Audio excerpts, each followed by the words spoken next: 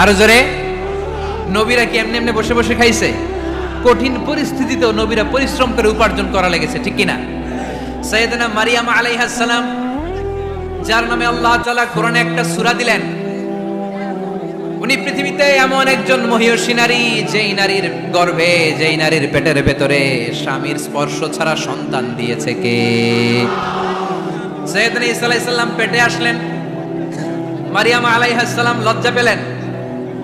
হায় হায়, কেমন করে এলাকাবাসীদের কাছে আমি আমার মুখ দেখাবো? বিয়ে করি নাই, স্বামী নাই, বিয়ে হয় নাই, স্বামী নাই, কিন্তু পেটে সন্তান চলে এসেছে। হায় হায়, এলাকায় কেমনে মুখ দেখাবো? লজ্জায় পড়ে মারিয়াম আলাইহিস সালাম এলাকা থেকে চলে গেলেন।